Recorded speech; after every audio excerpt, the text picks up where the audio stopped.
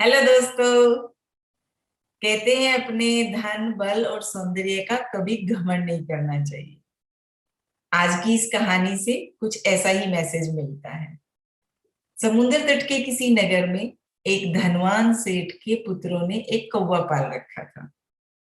वो उस कौवे को बार बार अपने भोजन से बचा हुआ अन्न देते थे और उनकी जूठन खाने वाला वो कौवा स्वादिष्ट और भोजन जो पौष्टिक था वो खूब मोटा हो गया उसे खा खा कर। इससे उसका अहंकार भी बहुत बढ़ गया। वो अपने से श्रेष्ठ पक्षियों को भी तुच्छ समझने लगा और उनका अपमान करने लगा। एक दिन समुद्र तट पर कहीं से उड़ते हुए हंस आए और सेठ के पुत्रों ने उस हंस की बहुत प्रशंसा उनकी की, हंसों की। तो ये बात कौवे से बर्दाश्त नहीं हुई।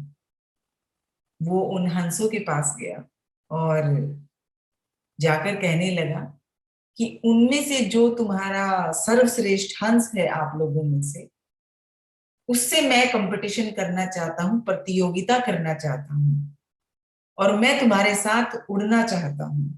हंस ने उसे समझाया, भैया हम तो बहुत दूर दूर उड़ने वाले हैं। हमारा निवास मानसरोवर यहाँ से बहुत दूर है। हमारे साथ प्रतियोगिता करने से तुम्हें कोई लाभ नहीं होगा। तुम हंसों के साथ कैसे उड़ सकते हो?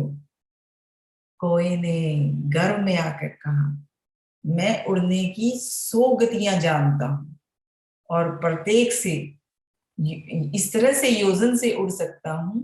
इतनी सारी कलाएं मुझे आती हैं उड़ने की कि आप सोच भी नहीं सकते।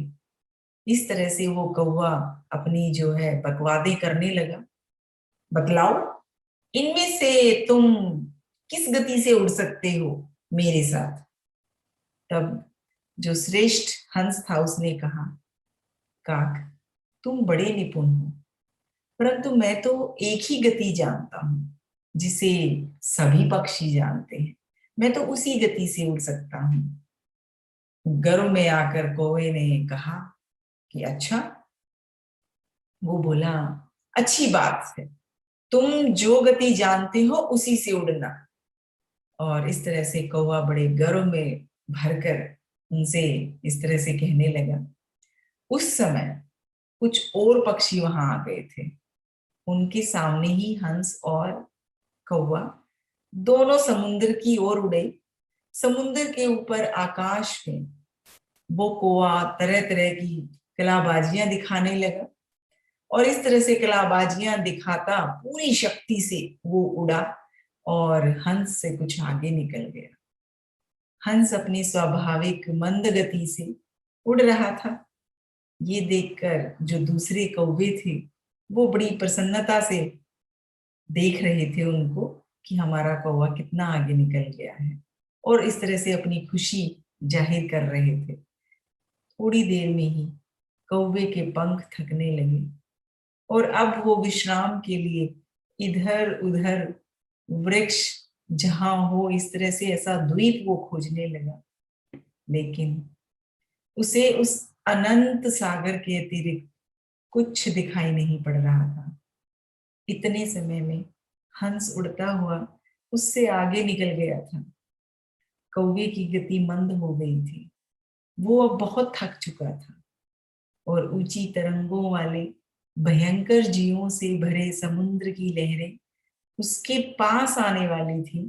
वो इसी दशा में पहुंच गया था कि न जाने कब वो लहरों में गिरने वाला है।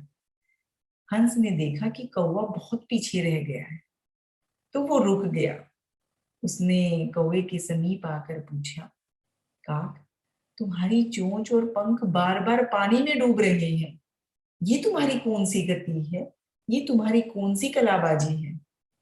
हंस की व्यंग भरी बात सुनकर कौवा बड़ा शर्मिंदा होता है और बड़ी दीनता से बोला, हंस हम कौवे केवल काव काव करना जानते हैं। हम भला कहाँ उड़ना जानेंगे? हमें कहाँ इतना उड़ना आएगा? मुझे अपनी मूर्खता का दंड मिल गया है। अब आप बताओ कि मेरे प्राण आप कैसे बचा सकते हो?